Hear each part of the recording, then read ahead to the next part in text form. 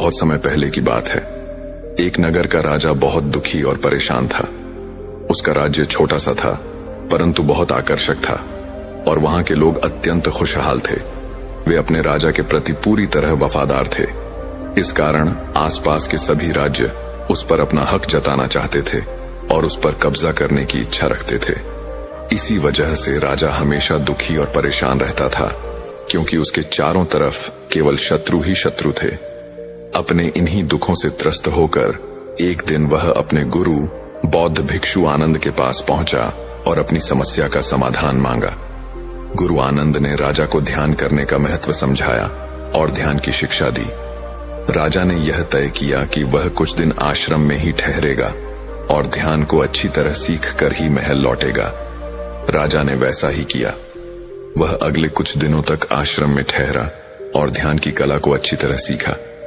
जब वह महल लौटा तो उसके मन में एक अजीब सा सुकून था। वह रोज महल के सारे कार्य निपटाकर ध्यान करता और धीरे धीरे उसकी समझ का दायरा बढ़ता चला गया।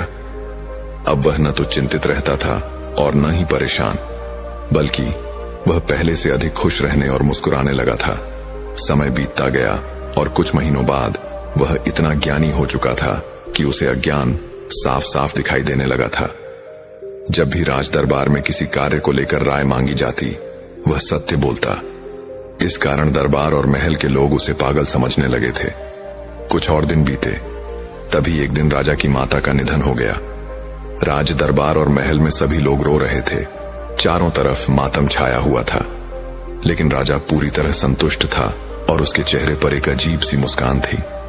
अपनी माता को इस तरह देखकर राजा के मुख से अचानक निकला, हे ईश्वर, आपका बहुत बहुत धन्यवाद। आपकी कृपा से मेरी माता मेरे साथ इतने दिनों तक रही। मैंने उनके साथ बहुत अच्छा समय बिताया। अब जब वह मेरे पास नहीं है तो आप उन्हें अपने पास स्थान देना। राजा की यह बात सुनकर सभी लोग हैरान थे। उसे अपनी माता के जाने का तनिक भी दुख नहीं था, बल्कि वह मुस्कुरा रहा था। फिर भी किसी ने राजा से कुछ नहीं कहा। देखते देखते एक महीना और बीत गया। तभी एक दिन राजा की गर्भवती पत्नी ने एक मृत शिशु को जन्म दिया। जब यह खबर राजा तक पहुंची तो वह मुस्कुराते हुए बोला, हे ईश्वर, तेरा धन्यवाद। मेरी पत्नी सही सलामत है। उसे बचाने और सही सलामत रखने के लिए मैं आपका आभारी हूं। यह सुनकर राजा के मंत्री से रहा नहीं गया और वह बोला, हे राजन, आप यह कैसी बातें कर रहे हैं? क्या आपको अपने होने वाले बच्चे के जाने का दुख नहीं है? इस पर राजा मुस्कुराते हुए जवाब देता है, मंत्री जी, जो कभी आया ही नहीं, उसके जाने का कैसा दुख? बल्कि जब वह गर्भ में था तो उसके होने का एहसास बहुत अच्छा था।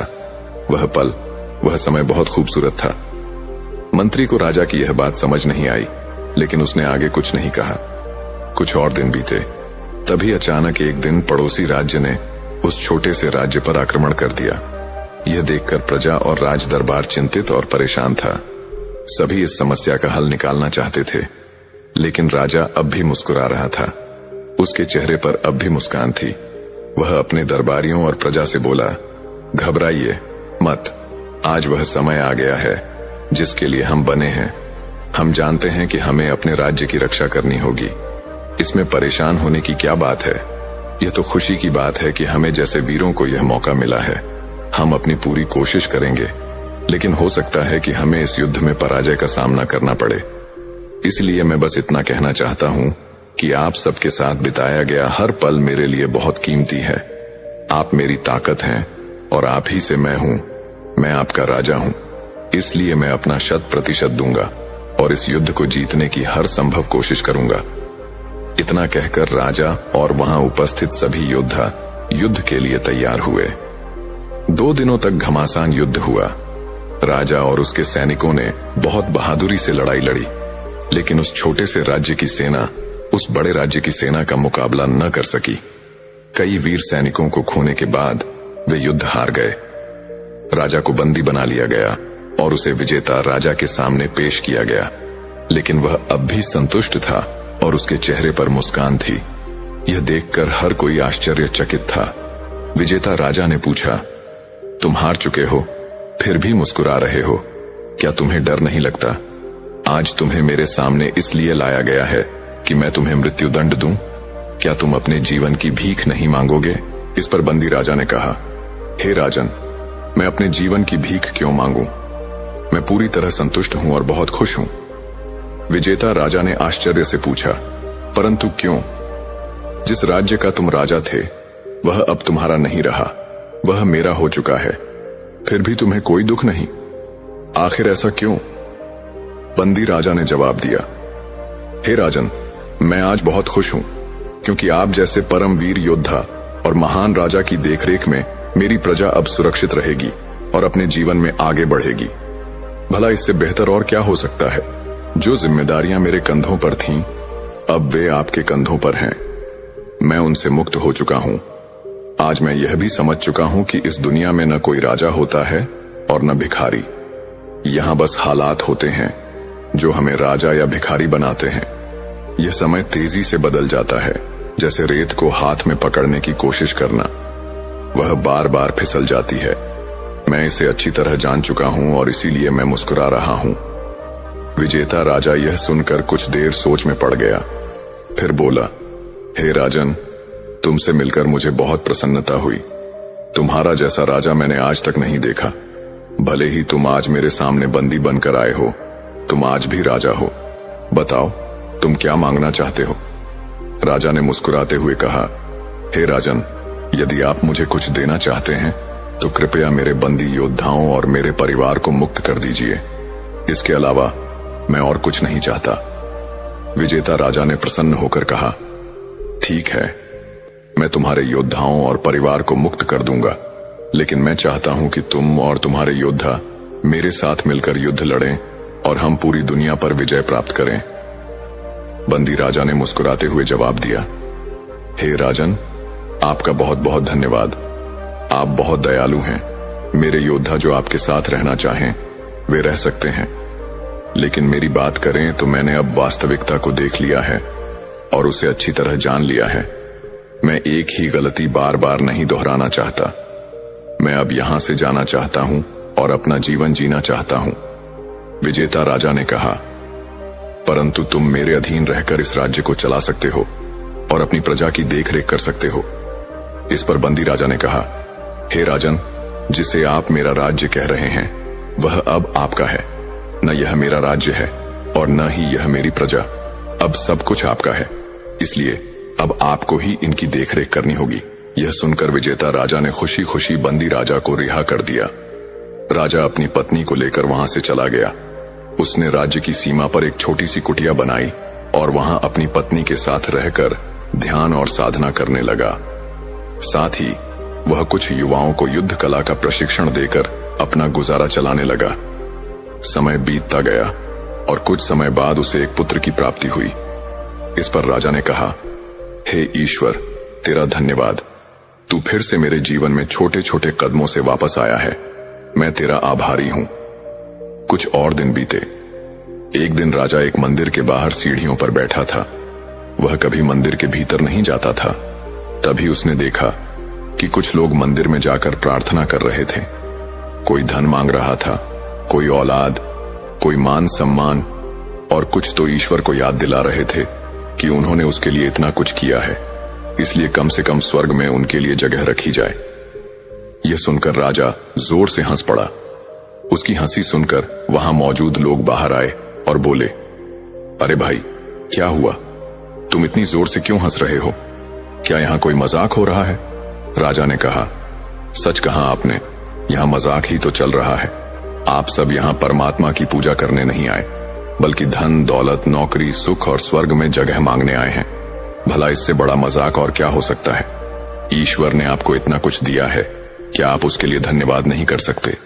आप जो आपके पास नहीं है उसके लिए रोते रहते हैं। यदि ईश्वर ने यह सब देना बंद कर दिया तो शायद आप उससे नाराज हो जाएं, उसे मनाना बंद कर दें या उससे बात करना तक बंद कर दें। तभी एक व्यक्ति ने कहा, तुम कहना क्या चाहते हो? क्या तुम यह कह रहे हो कि मंदिर में ईश्वर नहीं है? राजा ने हंसते हुए कहा, मैं इस पर कुछ नहीं कहना चाहता, बल्कि मैं आपसे एक प्रश्न पूछना चाहता हूं।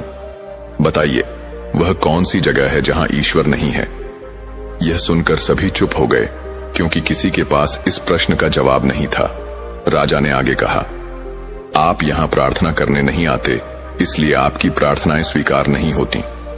तभी एक व्यक्ति ने पूछा, तो आप बताइए, प्रार्थना करने का सही तरीका क्या है?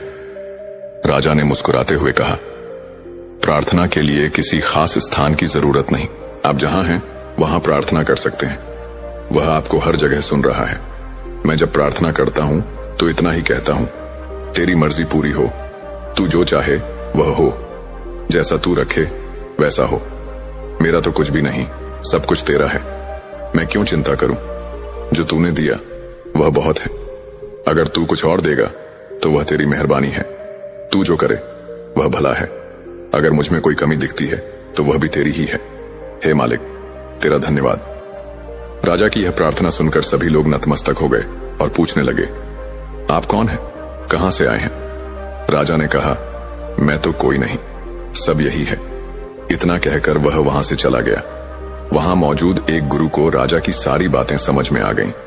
उन्होंने सभी को समझाया। वह हमें यह समझाने की कोशिश कर रहे हैं कि इस दुनिया में आपका कुछ नहीं, आप भी अपने नहीं हैं।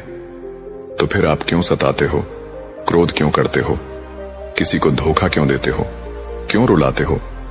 याद रखो, इस दुनिया को जितना समेटने की कोशिश करोगे, सब रेत की तरह हाथों से फिसल जाएगा।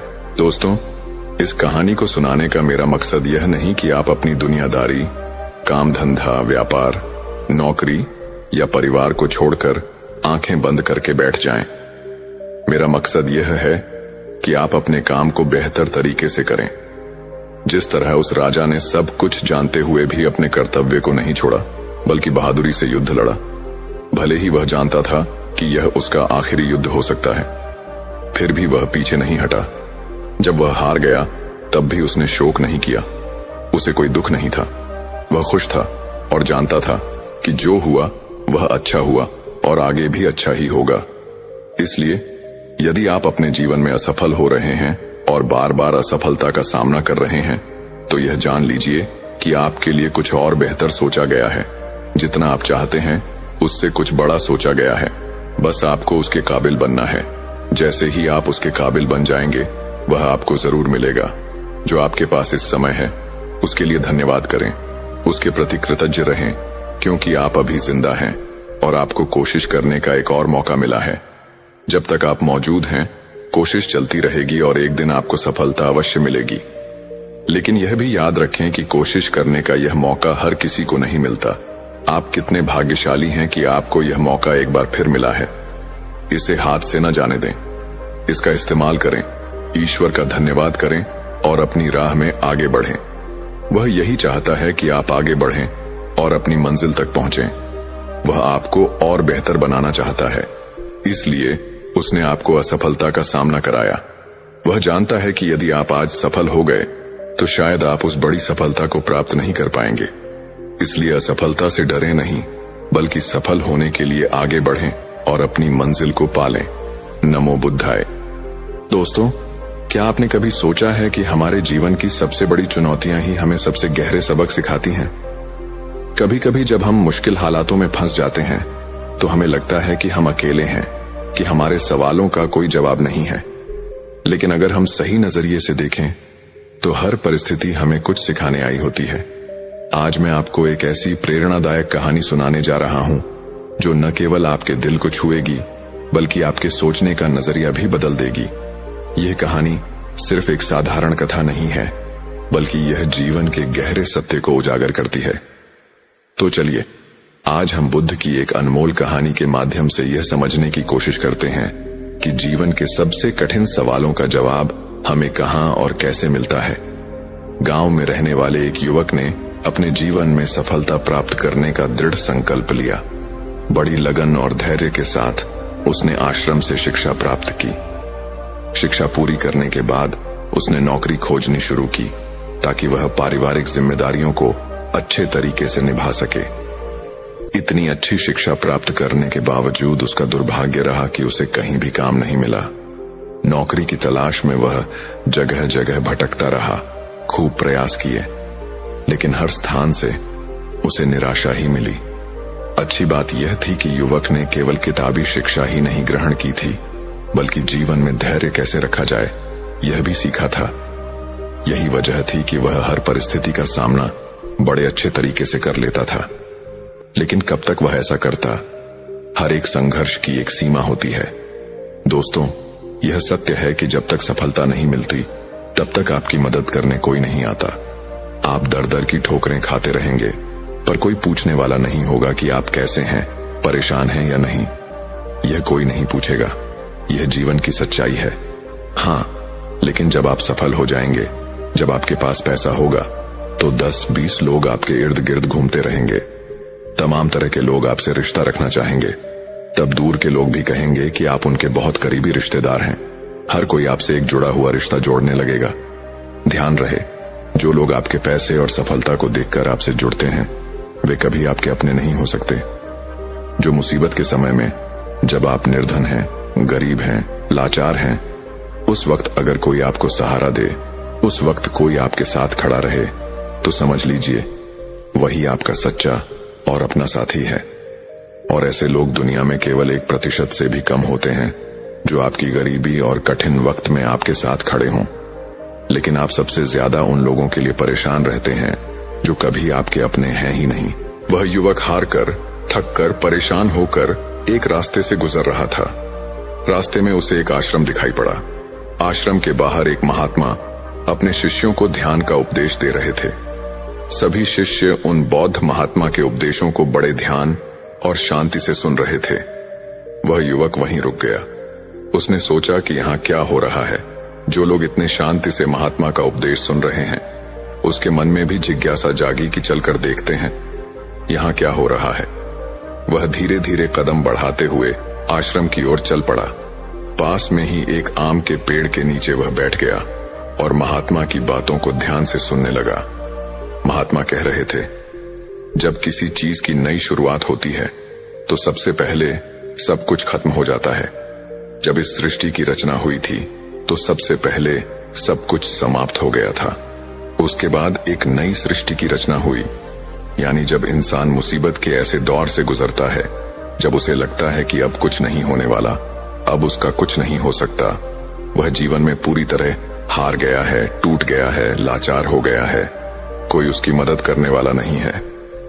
ऐसे वक्त में अगर वह किसी से मदद मांगे तो लोग उसकी मदद करने से भी इनकार कर दें।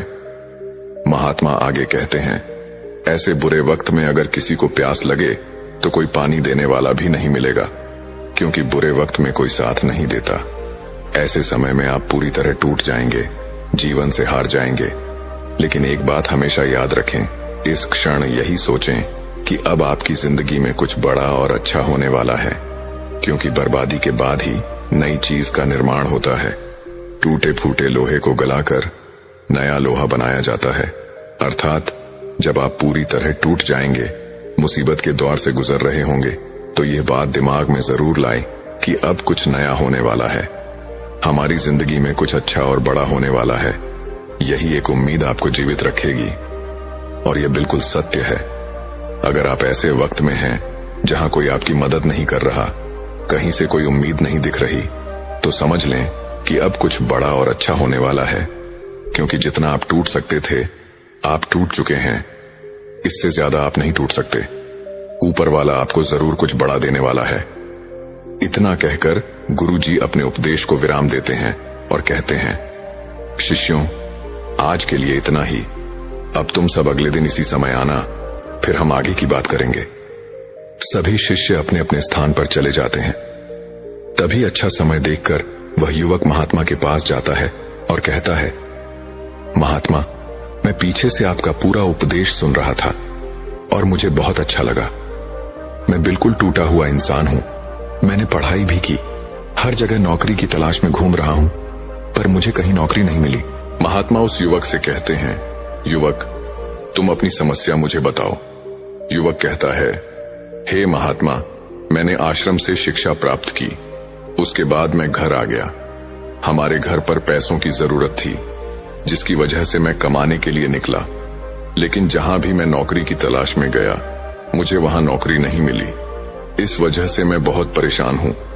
गुरुवर, कृपया मेरा मार्गदर्शन करें ताकि मैं अपने जीवन में सफलता की नई बुलंदियों को हासिल कर सकूं। महात्मा उस युवक से कहते हैं, आज मैं तुम्हें कुछ छोटी छोटी बातें बताने जा रहा हूं। अगर तुम इन्हें अपनी जिंदगी में अपनाते हो तो तुम्हें सफल होने से कोई नहीं रोक सकता। हर सफल व्यक्ति यही करता है। मैंने बहुत से लोगों को शिक्षा दी है, लेकिन मेरे जो शिष्य इन 7 बातों को अपने जीवन में अपना लेते हैं, वे आज इस संसार में अपना नाम कमा रहे हैं। महात्मा गुरुदेव, अपने अंदर के गुणों को कैसे पहचानें? महात्मा कहते हैं, गुणों को पहचानने का मतलब है अपनी प्रतिभा को पहचानना। कुछ भी कार्य करने से पहले सबसे पहले अपनी अंदर की प्रतिभा को जानो। हर इंसान में एक अलग प्रतिभा होती है। अगर वह अपनी प्रतिभा के हिसाब से काम करे तो जीवन में उसे सफल होने से कोई नहीं रोक सकता। मैं तुम्हें एक उदाहरण से समझाता हूं। मान लो यह आम का पेड़ है जो तुम्हें दिख रहा है। अगर मैं सभी जानवरों से कहूं कि इस पेड़ पर सबसे पहले कौन चढ़ेगा, बंदर, भालू, हिरण, हाथी, घोड़ा, गिलहरी सभी यहां आ गए। अब तुम बताओ, इस पेड़ पर सबसे पहले कौन चढ़ेगा? युवक कहता है, महात्मा, इस पेड़ पर तो गिलहरी सबसे पहले चढ़ जाएगी। वह झट से ऊपर तक चढ़ जाएगी। इसके बाद बंदर चढ़ जाएगा, लेकिन घोड़ा नहीं चढ़ सकता, हाथी नहीं चढ़ सकता।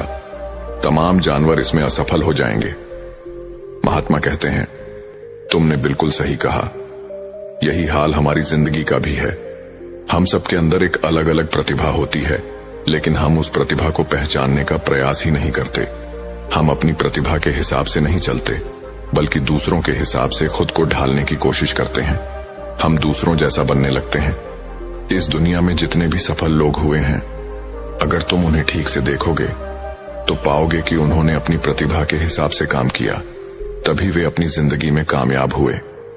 हर कोई इस पेड़ पर नहीं चढ़ सकता, इसलिए सबसे पहले अपनी प्रतिभा को पहचानो।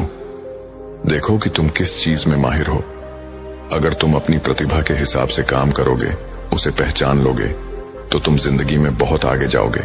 महात्मा आगे कहते हैं, लगभग 98% लोग यही करते हैं कि वे दूसरों जैसा बनने की कोशिश करते हैं। कोई उन्हें कुछ कहता है तो वे उसी के जैसा बनने लगते हैं, जबकि जो 1% लोग होते हैं वही सफल हो पाते हैं, क्योंकि वे अपनी प्रतिभा के हिसाब से काम करते हैं।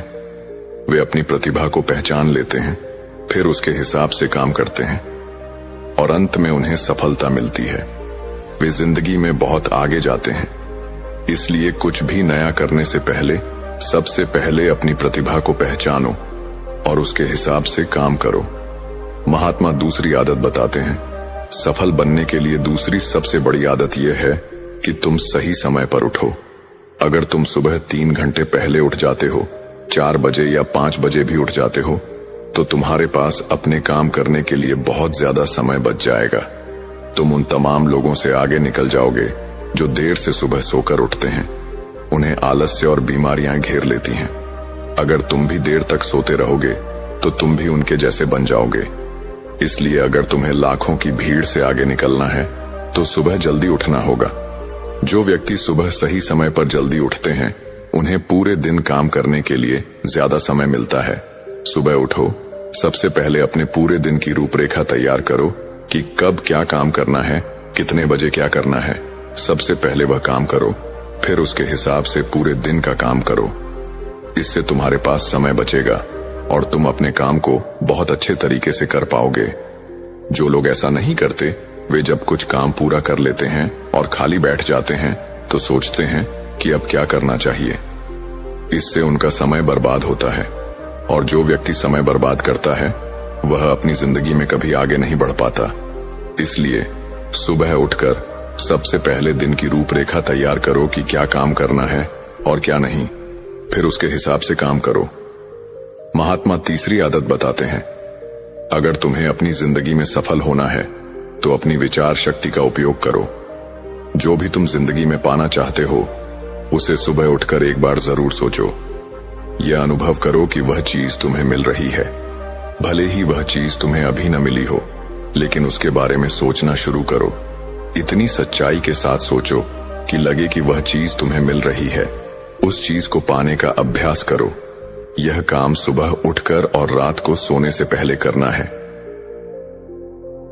धीरे धीरे वह चीज तुम्हारी ओर आकर्षित होने लगेगी। इसे ही आकर्षण का नियम कहते हैं। व्यक्ति को जो भी चीज अपनी जिंदगी में पाना है, उसे उसके बारे में बहुत सच्चाई और गहराई के साथ अनुभव करना है कि वह चीज उसे मिल रही है। फिर प्रकृति और यह ब्रह्मांड स्वयं तुम्हारे लिए वह चीज भेजेगा, क्योंकि वह चीज तुम्हारी ओर आकर्षित होने लगेगी। अगर तुम इसका सही से अभ्यास करते हो तो धीरे धीरे जो भी चीज तुम पाना चाहते हो वह तुम्हें मिलने लगेगी। महात्मा चौथी आदत बताते हैं, सफल बनने के लिए चौथी आदत है कि सकारात्मक सोच के साथ आगे बढ़ो। अगर तुम्हें जिंदगी में कामयाबी पानी है तो अपनी सोच को सकारात्मक करो। सकारात्मक सोच से ही एक अच्छी बुद्धि का विकास होता है। सकारात्मक सोच से ही तुम कुछ अच्छा और बड़ा सोच पाओगे। जब कोई व्यक्ति नकारात्मक सोचता है या किसी दूसरे के बारे में बुरा सोचता है तो वह अपने काम को ठीक से समझ नहीं पाता और उस पर ध्यान भी नहीं दे पाता, क्योंकि उसका दिमाग किसी और चीज में लगा होता है। इसलिए किसी के बारे में बुरा न सोचो, भले ही वह तुम्हारा दुश्मन ही क्यों न हो। इससे तुम्हारा अपने काम पर से ध्यान हटने लगेगा। अगर जीवन में सफल होना है तो सकारात्मक सोच के साथ आगे बढ़ो। फालतू की बातें सोचने में समय व्यर्थ मत करो कि कौन तुम्हें गिराने की कोशिश कर रहा है, कौन अच्छा है, कौन बुरा है। यह सब सोचने का समय नहीं है। बस अपने काम को अच्छे तरीके से आगे करते जाओ। देखना, जो तुम्हारे आलोचक होंगे, जो तुम्हें नीचा दिखाने की कोशिश करेंगे, वे धीरे धीरे तुम्हारे रास्ते से हट जाएंगे। क्योंकि जिस व्यक्ति के मन में नकारात्मक बातें होती हैं, जो किसी को गिराने की कोशिश करता है, वह कभी अपनी जिंदगी में आगे नहीं बढ़ सकता। इसलिए सकारात्मक सोच के साथ आगे बढ़ो। नकारात्मक लोगों और बातों से दूरी बना लो। महात्मा पांचवी बात बताते हैं, युवक, अगर तुम्हें अपनी जिंदगी में सफल होना है तो अपने रहस्य किसी को मत बताओ। अगर तुम जो काम करना चाहते हो वह किसी को बता दोगे तो तमाम लोगों को पता चल जाएगा कि तुम क्या करने वाले हो। अभी तुमने अपने काम की शुरुआत भी नहीं की, लेकिन लोग तुम्हें गिराने की कोशिश शुरू कर देंगे। इससे तुम्हारा काम सही समय पर पूरा नहीं हो पाएगा और तुम परेशान होते जाओगे। इसलिए अगर तुम्हें कुछ करना है, कुछ पाना है, तो शांतिपूर्वक अपने काम को करो। ढिंढोरा मत पीटो। किसी को मत बताओ कि तुम आगे क्या करने जा रहे हो। इस बात का खास ध्यान रखना। महात्मा छठी बात कहते हैं, कड़ी मेहनत और लगन के साथ काम करो। कोई भी इंसान अगर सफल होता है तो वह अपनी कड़ी मेहनत से सफलता प्राप्त करता है। जितने भी कामयाब लोग हैं उन्होंने बहुत कड़ी मेहनत की है, लेकिन कड़ी मेहनत सही दिशा में करनी चाहिए। यह नहीं कि तुम बस मेहनत करते जा रहे हो लेकिन सही दिशा में नहीं। अगर तुम सही दिशा में कड़ी मेहनत करते हो तो तुम उस काम में कामयाब जरूर हो जाओगे। कोई भी काम हो, कितना भी बड़ा क्यों ना हो, सबसे पहले यह पता लगाओ कि इसे बहुत अच्छे तरीके से कैसे किया जा सकता है। अगर तुम्हें यह पता चल जाए तो पूरी जान लगाकर सफलता प्राप्त करो। कई बार देखा गया है कि लोग असफल होने का एक बड़ा कारण यह है कि वे जो जिंदगी में पाना चाहते हैं उसके लिए मेहनत तो करते हैं लेकिन सही दिशा में नहीं। जब उनकी मेहनत सही दिशा में नहीं होती तो वे धीरे धीरे अंदर से टूटने लगते हैं, उनका भरोसा उठने लगता है और उन्हें उनका लक्ष्य प्राप्त नहीं हो पाता। इसलिए जो भी काम करना है, जो भी लक्ष्य पाना है, सबसे पहले उस लक्ष्य को पहचानो और यह पता लगाओ कि उस तक कैसे पहुंचा जाए। महात्मा उदाहरण देते हैं, मान लो सामने यह पहाड़ दिख रहा है। अगर मैं तुम्हें इस पहाड़ पर चढ़ने को कहूं और तुम सीधे चढ़ने लगो तो तुम कभी इस पहाड़ पर नहीं चढ़ पाओगे। लेकिन अगर तुम इस पहाड़ पर चढ़ने के लिए एक अच्छा रास्ता खोजो कि सबसे जल्दी और आसान तरीके से इस पर कैसे चढ़ा जाए, तो तुम आसानी से चढ़ जाओगे। लेकिन अगर तुम बिना सोचे समझे चढ़ने लगो तो तुम पहाड़ की चोटी पर कभी नहीं पहुंच पाओगे, और अगर चढ़ भी गए तो बहुत समय लग जाएगा। यही हाल हमारी जिंदगी का है। हमें जो भी लक्ष्य प्राप्त करना है, सबसे पहले उसके बारे में सोचो। यह पता लगाओ कि उस तक आसानी से कैसे पहुंचा जाए। जब तुम यह पता लगा लोगे तो अपने लक्ष्य को बड़े आसानी से पालोगे। इसलिए कठिन परिश्रम के साथ साथ सही दिशा जरूरी है। महात्मा सातवीं और अंतिम सूत्र बताते हैं, युवक, तुम्हें अपने शरीर का भी बहुत ख्याल रखना है। इसके लिए योगाभ्यास और योग की क्रिया करनी है। अगर तुम योग करते हो तो तुम्हारा दिमाग संतुलित रहेगा, और जब तुम्हारा दिमाग संतुलित रहेगा तभी तुम अपने काम पर अच्छे तरीके से ध्यान दे पाओगे। योग करने से तुम्हारे अंदर का आलस्य भी दूर हो जाएगा, क्योंकि आलस्य इंसान का सबसे बड़ा दुश्मन होता है। योगाभ्यास करके अपने आलस्य को दूर करो।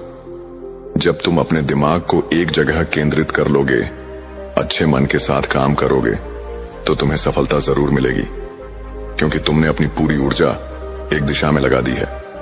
और जब तुम अपनी पूरी ऊर्जा एक दिशा में लगा दोगे तो उसका परिणाम अच्छा मिलेगा। इसलिए ध्यान और योग की क्रिया जरूर करो। इससे तुम्हारा दिमाग संतुलित रहेगा, बहुत अच्छे तरीके से काम करेगा। और जब तुम्हारा दिमाग अच्छे तरीके से काम करेगा तभी तुम कुछ नया और अच्छा सोच पाओगे, तभी तुम्हें सफलता मिलेगी। महात्मा कहते हैं, युवक, मेरी इन बातों को ध्यान रखना। सबसे पहले जाओ, यह पता लगाओ कि तुम किस चीज में माहिर हो, फिर उसके हिसाब से काम करो। वह युवक महात्मा को प्रणाम करके अपने घर लौट जाता है और यह सोचने में लग जाता है कि वह किस चीज में माहिर है। पूरे 15 दिन वह यह सोचता रहता है। अंत में उसे पता चलता है कि वह तलवारबाजी में बहुत माहिर है। वह तलवारबाजी का खूब अभ्यास करता है और एक सफल तलवारबाज बन जाता है। उसकी ख्याति दूर दूर तक फैल जाती है। एक दिन पड़ोसी देश का राजा उसे अपनी सेना में नौकरी के लिए बुलाता है। युवक राजा के प्रस्ताव को स्वीकार कर लेता है और उनकी सेना में भर्ती हो जाता है। राजा उसे बहुत मान सम्मान देता है। अब उसका परिवार बहुत अच्छे तरीके से अपना गुजारा करने लगता है। दोस्तों, सच्ची खुशी बाहरी चीजों में नहीं, बल्कि हमारे भीतर संतोष में बसती है। इच्छाएं असीमित होती हैं, लेकिन जब हम जो हमारे पास है उसी में संतुष्ट रहना सीख जाते हैं, तभी वास्तविक शांति और आनंद मिलता है। जीवन में संतोष ही सबसे बड़ा धन है। दोस्तों, उम्मीद है कि आपने इस कहानी से कुछ न कुछ जरूर सीखा होगा। दोस्तों, एक कहावत है कि जो जागत है सो पावत है, जो सोवत है सो खोवत है।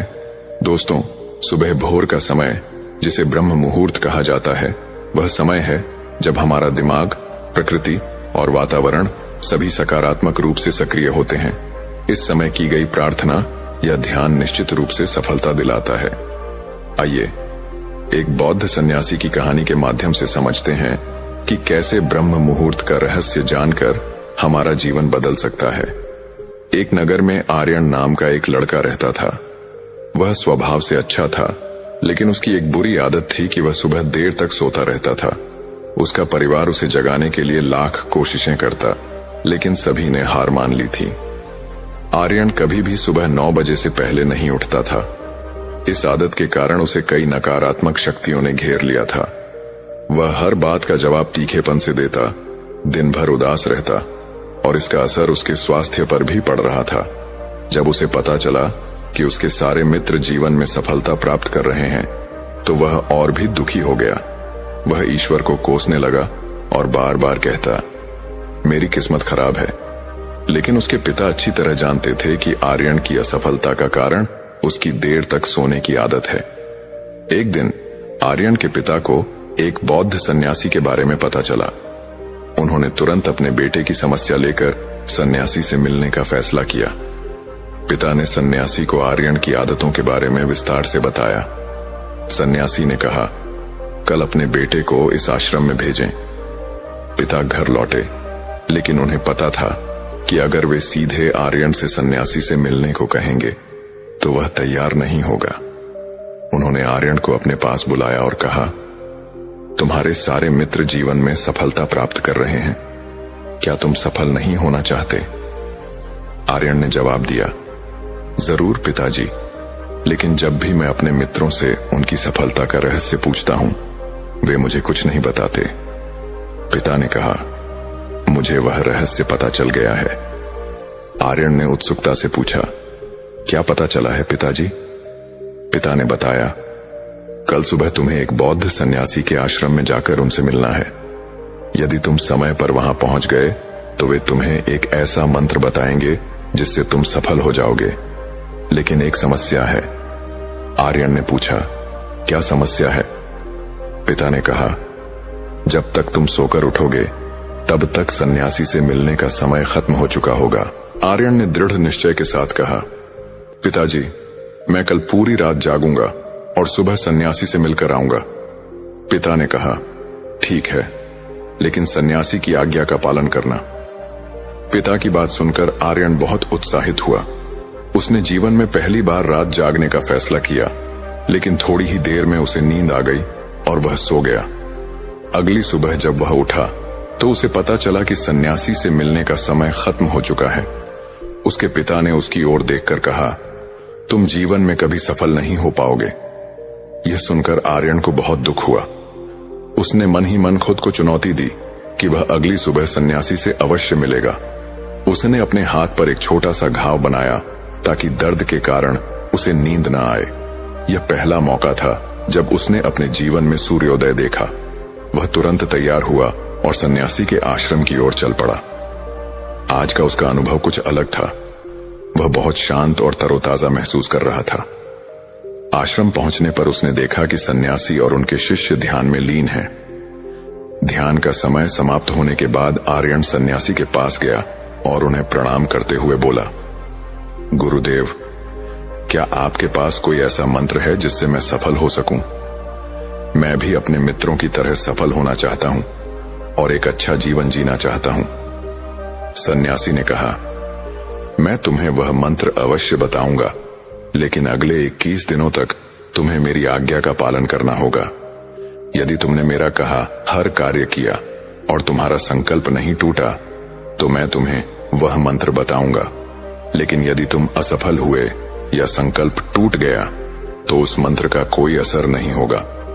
आर्यन ने दृढ़ निश्चय के साथ कहा, मुझे आपकी सारी आज्ञाएं स्वीकार हैं। मैं अगले 21 दिनों तक आपका दास हूं। आप जो कहेंगे मैं वही करूंगा। मुझे बस उस मंत्र के बारे में जानना है। सन्यासी ने कहा, ठीक है, कल से तुम्हारा प्रशिक्षण शुरू होगा। तुम इस आश्रम में रहोगे। यहां रहते हुए तुम्हें ब्रह्म मुहूर्त में उठना होगा। अन्य शिष्यों की तरह ध्यान और तप करना होगा और आश्रम के कार्यों में सहायता करनी होगी। ध्यान रहे, यह संकल्प टूटना नहीं चाहिए। आर्यन सन्यासी की बातों से सहमत हो गया। अगले दिन से उसका प्रशिक्षण शुरू हुआ। आर्यन बहुत दृढ़ निश्चयी था, लेकिन एक सप्ताह बीतने के बाद उसका संकल्प कमजोर पड़ने लगा। 8वें दिन वह देर तक सोता रहा। रोते हुए वह सन्यासी के पास पहुंचा और बोला, गुरुदेव, मेरा संकल्प टूट गया। अब मैं जीवन में कभी सफल नहीं हो पाऊंगा। सन्यासी ने उसे समझाया, एक बार फिर से शुरुआत करो, नया संकल्प लो।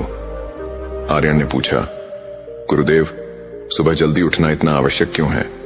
यहां सभी लोग सुबह जल्दी क्यों उठते हैं? सन्यासी ने समझाया, ब्रह्म मुहूर्त में उठने के पीछे एक गहरा विज्ञान है। रात को 4 पहर में बांटा गया है। पहला रुद्र काल, जो शाम 6 बजे से 9 बजे तक होता है। दूसरा राक्षस काल, जो 9 बजे से रात 12 बजे तक होता है। तीसरा गंधर्व काल, जो रात 12 बजे से भोर 3 बजे तक होता है।